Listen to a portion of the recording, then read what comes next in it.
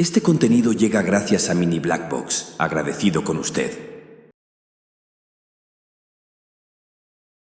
Él no volvió a cazar ya más. El paso de los años había robado esa necesidad. Su ciudad era un hervidero silencioso, iluminada por la luz del progreso y por la luz más literal de farolas y almenaras. Ningún crimen, ningún pecado se habían cometido en décadas. Los últimos vestigios de anarquía y resistencia se extinguieron poco después de que comenzara a transmitir sus mutilaciones en toda la ciudad a través de las interfaces pictográficas disponibles en todos los hogares, transmitiendo a sus víctimas gritando a través de la red de comunicaciones del planeta. Esas ejecuciones, grabadas desde la sala del trono, terminaron con el poco crimen que quedaba. Su pueblo sabía que tomaría las calles a la menor provocación. En su miedo, las últimas almas descarriadas finalmente aceptaron la salvación que les ofrecía. Nostramo Quintus, la ciudad capital del mundo sin sol, crecía cada año. Los vuelos espaciales no eran ningún misterio para ellos, aunque en el sentido más atrasado y sin el conocimiento de la disformidad, llegando a un puñado de mundos de los vecinos sistemas estelares. Nostramo había comerciado con su abundancia de adamantium con estos mundos para varias generaciones. Además, bajo el reinado del acechante nocturno, las exportaciones planetarias se elevaron a niveles sin par, al igual que los beneficios de tales esfuerzos. Las fundiciones de la ciudad y las forjas funcionaban a pleno rendimiento. Las refinerías y las plantas de procesamiento se extendían a lo largo de la expansión del área urbana, y las minas arañaban cada vez más profundamente en la corteza sin precio de Nostramo. Después del toque de queda, la ciudad dormía en absoluta calma. Cada amanecer, la mano de obra se ponía en pie con la penumbra del sol moribundo, para repetir el ciclo de trabajo una y otra vez.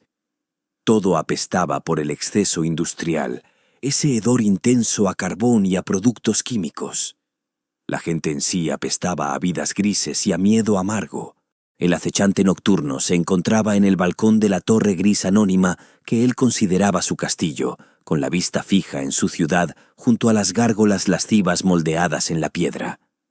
Hoy sería el día. Lo sabía como sabía todas las cosas. Las respuestas venían a él como siempre, en sus sueños. Desde que dominaba el mundo, encontraba sus sentidos posmortales mucho más afinados de lo que había imaginado. Sabía, como por un sexto sentido, que se estaba convirtiendo en algo. Estaba madurando, evolucionando, en lo que estuviera predestinado a ser al nacer. Se manifestó primero al saber lo que la gente diría antes de hablar, y pronto se convirtió en un hábito el soñar con los acontecimientos de la mayoría de los días durante la noche anterior a que ocurrieran. Muy pronto, comenzó a soñar despierto. De lo que pasaría si comenzaba a superponer su visión de lo que estaba sucediendo. Hablaría con un subordinado, perdiendo el hilo de la voz del hombre, escuchando en su lugar las últimas palabras del criado dentro de 9 años porque estaba destinado a morir a causa de una insuficiencia cardíaca. Vería los rostros de sus gobernadores, cada uno arrugado por los años aún no vividos, llevando cicatrices que aún no habían ganado. De hecho, uno de esos sueños le había calado muy fuerte, ardiendo más brillante que todos los demás. «Mirad al cielo», había pedido a sus gobernadores de distrito en el último cónclave. «Una flota se acerca, una flota de tal magnitud que sus motores iluminarán el cielo de una forma que nuestro sol nunca pudo». ¿Habrá guerra?, había preguntado Baltius. «Sí, pero no con los que llegan. La guerra vendrá después, lejos de los márgenes de Nostramo». ¿Quiénes son ellos?, había preguntado otro gobernador. ¿Qué es lo que quieren? «Son los guerreros de mi padre. Él viene por mí». La ciudad lloró ante la delegación de la luz. Lloraron colectivamente, cada hombre, mujer y niño reunidos en las calles, con sus rostros pálidos, mirando a los extranjeros que estaban entre ellos, mientras el cielo estaba iluminado por las falsas estrellas de los motores de las naves del espacio. Los forasteros caminaban en un lento y majestuoso desfile. El suelo temblaba, literalmente, a su paso rítmico. Caminaban en grandes falanges con un sonido estridente, diferentes formaciones llevando armaduras negras, doradas, púrpuras o gris tierra. Eran gigantes los que los lideraban. gigantes elevándose sobre sus guerreros, al igual que sus guerreros se elevaban por encima de los hombres mortales. Y liderando a los gigantes había un sol encarnado en piel humana, un dios en la carne de un hombre, su alma de fuego incontenible en una funda de carne y hueso. La ceguera fue la recompensa para todos los que se atrevieron a poner la mirada sobre él. Aquellos afectados pasaron el resto de sus vidas ciegos, con la imagen del Dios viviente grabada en sus retinas muertas. Los habitantes de Nostramoquintus vieron su ciudad invadida por estos viajeros de otros mundos. Millones y millones de bocas permanecieron en silencio, con los ojos muy abiertos de asombro. El silencio era tan intenso, tan poco natural, que rayaba en lo inhumano. Incluso la lluvia se detuvo. La misma estación de tormentas contuvo el aliento mientras la procesión de la fuerza del mundo exterior alcanzaba la torre del acechante nocturno en el corazón de la ciudad. Él les estaba esperando. El ejército se paró como si fuera uno. Todos y cada uno del 250.000 de soldados se quedaron inmóviles a la vez. Los 4 gigantes siguieron adelante. El dios ardiente los llevó. El primer semidios, vestido de oro labrado, inclinó su cabeza de pelo blanco en un majestuoso reconocimiento, un rey saludando a un igual. «Yo soy Rogaldorn». El acechante nocturno no dijo nada. En el ojo de su mente vio al gigante morir, arrastrado por un centenar de asesinos en un túnel oscuro, con sus cuchillos y espadas empapados con la sangre del guerrero. El segundo gigante llevaba una armadura decorada de color gris, grabada con 10.000 palabras, como si un erudito hubiera usado una pluma de piedra. Él asintió con su afeitada cabeza tatuada, igualmente entintada con escritura, unas letras doradas sobre la bronceada piel. «Soy Lorgar Aureliano. Hemos estado buscándote, hermano». Había tristeza en sus ojos bondadosos, tristeza por la oscura ciudad, por su gente insalubre, por la evidencia de sus vidas grises y agotadoras. Una vez más, el acechante nocturno no dijo nada. Vio a este guerrero coronado en fuego psíquico, gritando a un cielo en llamas. El tercer gigante llevaba una armadura de un negro intenso con remaches. Sus brazos eran de plata maciza, aunque contorneados y móviles como extremidades vivas. Su voz era como las duras moldeadoras de las entrañas de una fundición. «Soy Ferrus Manus», dijo. Sus ojos eran oscuros, pero no fríos. El acechante nocturno se mantuvo en silencio al ver la cabeza del guerrero sujeta por sus cuencas vacías en los dedos blindados de otro hombre. El último gigante llevaba una armadura pintada del violeta de un atardecer alienígena. Su cabello era plateado, largo y elegante. Solamente él sonrió, y solamente él se encontró con los ojos del acechante nocturno con calidez en los suyos propios. «Yo soy Fulgrim. Es bueno conocerte al fin, hermano mío». El acechante nocturno seguía sin decir nada. Vio a este último gigante solo en la más vaga de las imágenes, siempre deslizándose y riéndose, y nunca del todo visible. El dios dio un paso hacia adelante, con los brazos bien abiertos y tomando aire para hablar. Conrad. La primera sílaba golpeó al acechante nocturno con la fuerza de una lanza atravesando el corazón.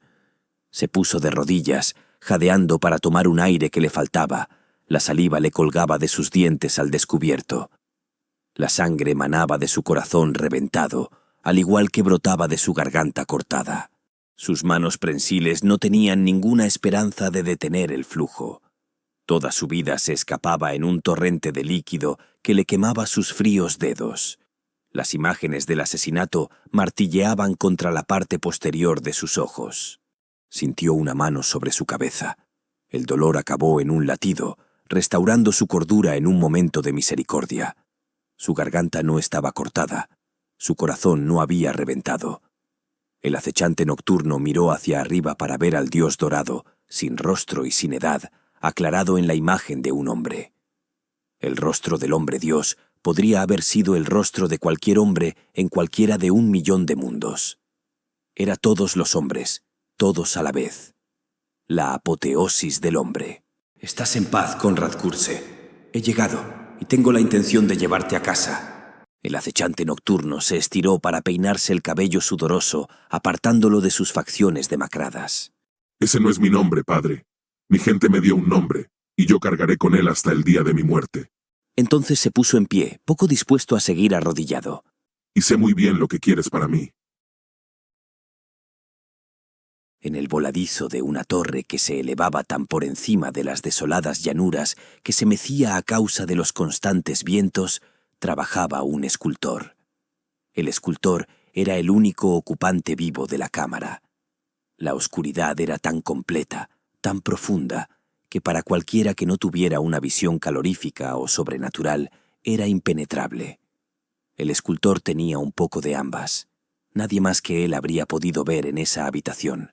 Él era un dios viviente, criado en un mundo de perpetuo crepúsculo, uno de los 20 increíbles hijos creados por un hombre que era más grande que todos ellos y que era asimismo una especie de escultor.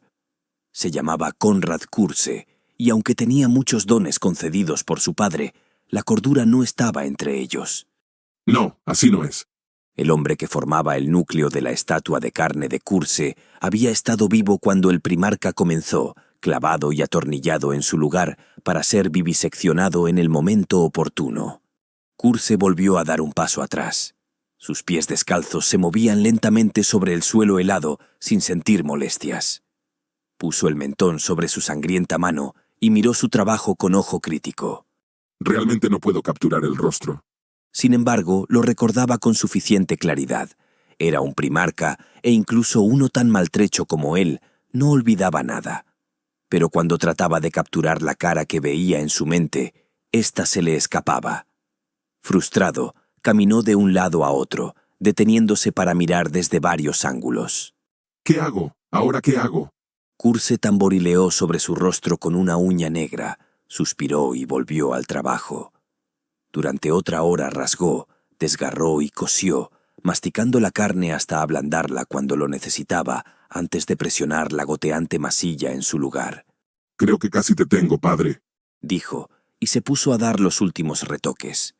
La monstruosa estatua le miraba fijamente en un rígido silencio, con unos ojos que no veían y cuya estirada y apretada boca mostraba una sonrisa apesadumbrada.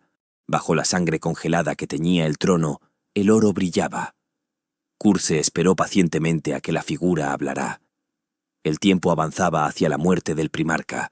Iba a morir pronto, en ese palacio, esa noche, como siempre lo había sabido. Curze no sentía ninguna impaciencia. Estaba tranquilo. Padre, llamó Curze con una sonrisa malvada. Curze esperó a que las palabras llegaran a su mente y esparcieran su tristeza por toda su destrozada alma. Konrad Curze, no me gusta ese nombre. ¿Por qué me llamas así? ¿No dices nada? Pues que así sea. Konrad Curze apiló restos humanos y se sentó encima de ellos. Entonces te voy a contar una historia, la de por qué eres un mal padre. Curze soltó una risilla nerviosa. Un tic le recorrió el codo izquierdo, subió por sus hombros y le atravesó el rostro. Terminó con una sacudida en el cuello que hizo que su sucio cabello negro se balanceara. Curze gruñó enfadado por el movimiento involuntario y cuando volvió a hablar, lo hizo rápidamente para que su discurso superara a los espasmos. Padre, este es mi confesionario. No espero que me perdones. Dijo la última parte en voz alta y rápido, por si la figura ofrecía su perdón. Y nunca podré perdonarte. Solo quiero que me escuches. Le imploró en silencio a su padre. Cuando no hubo respuesta, la mueca de desprecio volvió, y su cabeza volvió a sacudirse. Curze se rió tontamente. Juntó las manos ante su rostro como en una parodia de oración. Perdóname, padre, porque he pecado. Konrad Curze le cuenta a la estatua de su padre, su infancia en Nostramo, cuando solo era conocido como el acechante nocturno. También le cuenta su llegada al planeta Tsagualsa con ayuda de su esclavo Elber, la destrucción de su planeta Nostramo y lo contaminada que estaba su legión. Sebatar una vez me preguntó por qué odiaba tanto a mis hijos. Y estaba en lo cierto, ¿sabes? Los detesto a todos, tanto leales como no leales. Desprecio lo que son, asesinos que actúan sin escrúpulos. Pero los odio sobre todo porque no entendieron el propósito. No podían ver que eran cómplices de un gran crimen. Si hubieran comprendido mis enseñanzas, habrían visto su propio interior y se habrían condenado a sí mismos en consecuencia. La ejecución sería lo siguiente. Ojalá lo hubiera sido. Al abrir los ojos a sus propias faltas, habrían acabado los unos a los otros. Hubiera sido lo correcto. Se arrastró unos pasos hacia atrás. Pero no lo hicieron, y por eso se los dejo a tu lisiado imperio, para que se pueda enseñar la lección una y otra vez, una y otra vez. Sonrió ferozmente a la estatua cadáver, decepcionado de que no hubiera respuesta a su provocación. ¿Por qué no debería enseñar esa lección?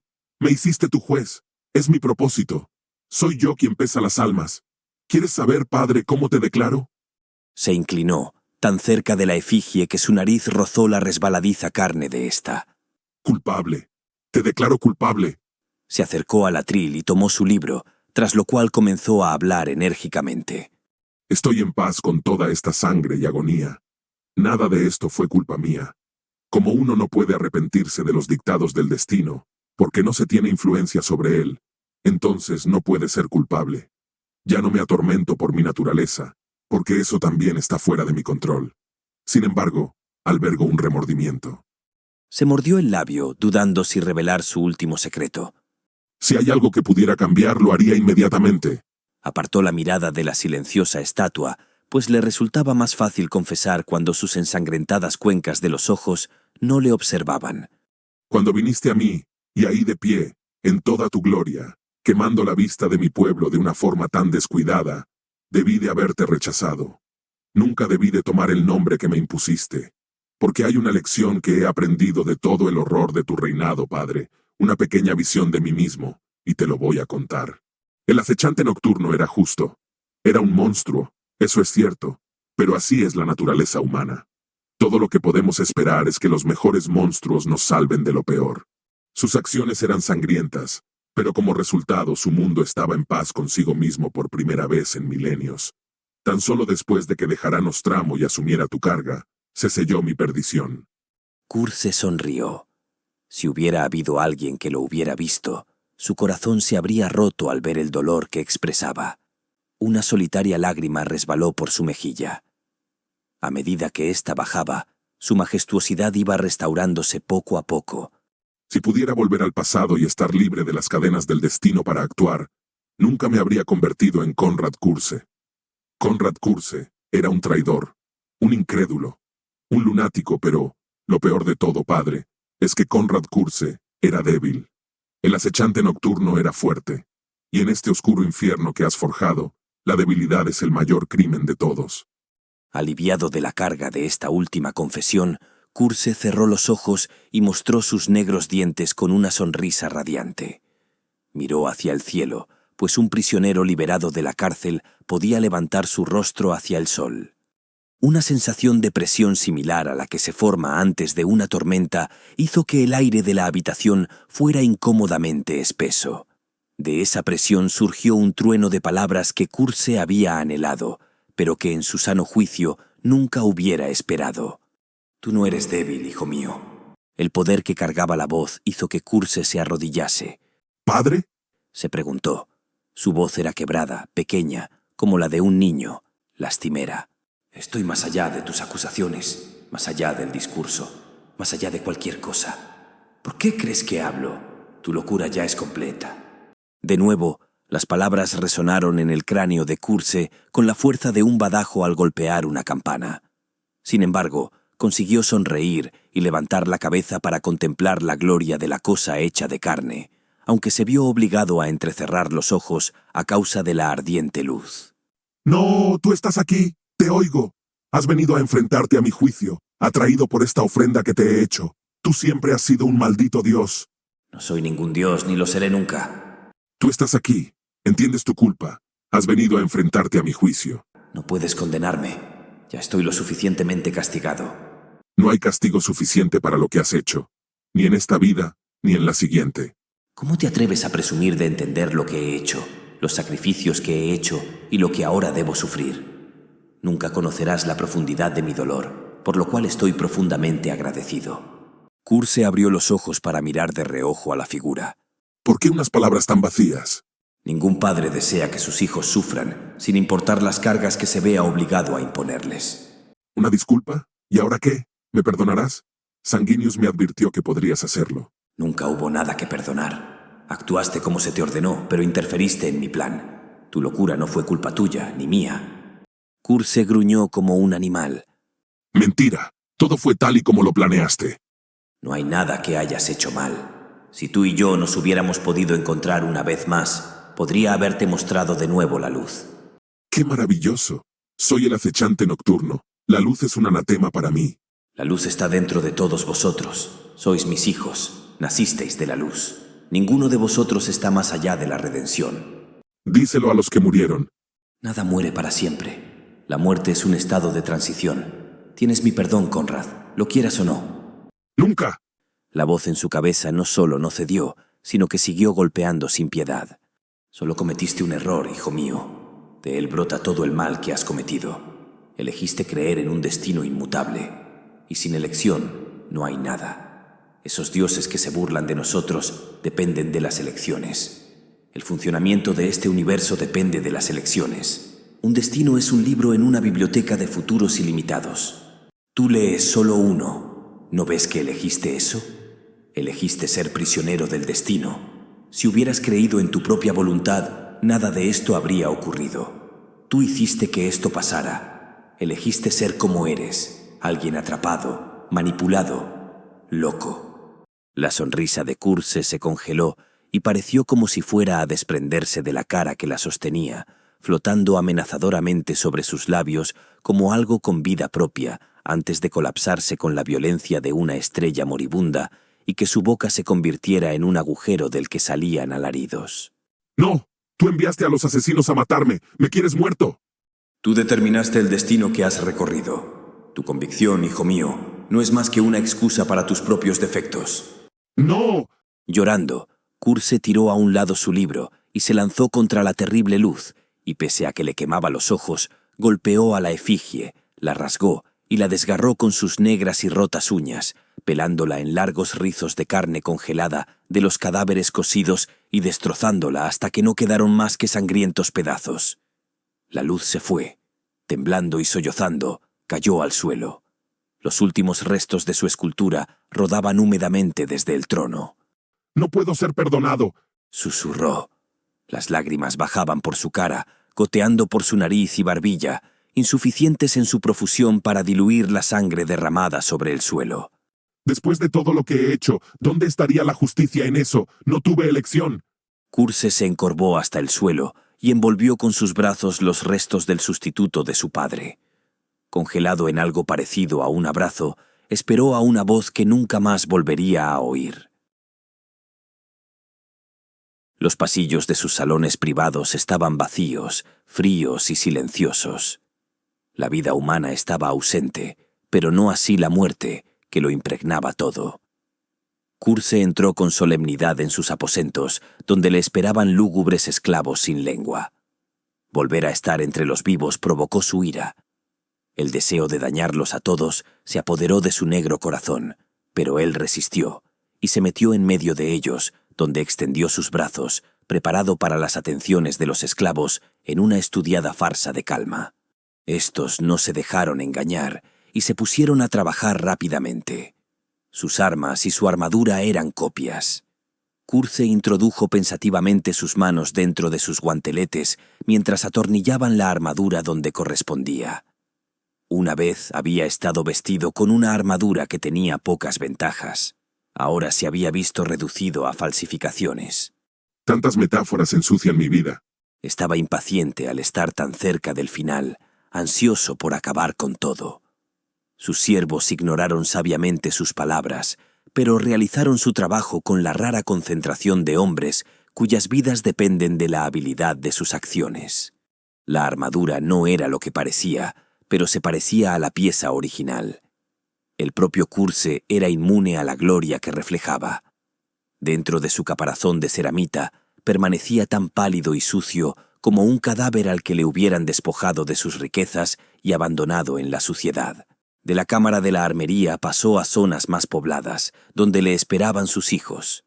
Las fuerzas de la legión se habían reducido considerablemente. Los esclavos humanos no alterados superaban en muchas veces a sus hijos, pero esa noche, los amos de la noche recordarían sus días de grandeza. En el camino del primarca no había siervo alguno, y solo los legionarios llenaban los salones. Sus hijos merodeaban por los pasillos mientras él pasaba. Unos pocos gritaban, el resto estaban atentos a sus deseos y permanecían en silencio. Ninguno intentó detener su avance o convencerle de que regresara. Curse vio los destellos de sus futuros, todos sombríos y llenos de dolor. Eran tan arrogantes, tan seguros de que caminaban por la senda correcta, cuando en realidad no habían sido más que asesinos. Tomemos, por ejemplo, la orden que dio de que nadie detuviera al asesino que iba a venir a por él esa noche. La orden se obedecería. Los amos de la noche se retirarían para permitir que el asesino pudiera llegar hasta él. Michenne encontraría los pasillos vacíos. Una minoría lo haría porque entendían su propósito, el que la lección se diera con toda su horrible finalidad. Del resto, muchos de ellos no se atreverían a actuar en contra de sus deseos, por miedo a perder sus propias vidas si desafiaban a su padre genético. Y, a un número considerable, simplemente no le importaría, ya que le odiaban tanto como él les odiaba a ellos. Su segunda orden, la de no buscar venganza, la desobedecerían, pero solo uno de esos miles lo haría por razones honestas, el resto estaría motivado por la codicia hacia sus reliquias. En ese mismo momento lo veía todo claramente con el ojo de su mente. Que así sea. Al destino no se le puede engañar. La voz en la cámara solo había expuesto en voz alta sus propios temores. Eso lo sabía. Sabía que no era el emperador, tanto como sabía que lo era. Pensamientos contradictorios que le atormentaban por igual, hostiles entre sí, coexistían dolorosamente en su mente. ¿Soy libre? No soy libre. Si soy libre. No, no lo soy. ¡Basta! Se siseó a sí mismo, perdiendo por un momento su regia postura y convirtiéndose de nuevo en una bestia encorvada.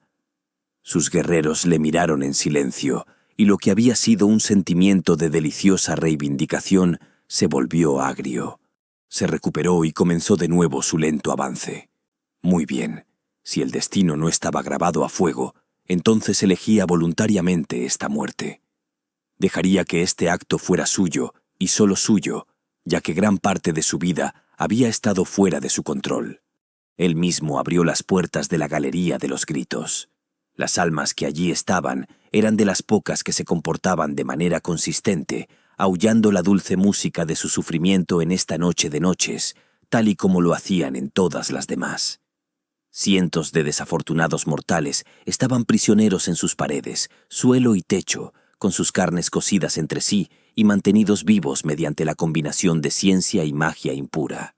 Señores y peones gritaban uno al lado del otro, retorciéndose en la intimidad forzada de los mosaicos que formaban sus miembros rotos.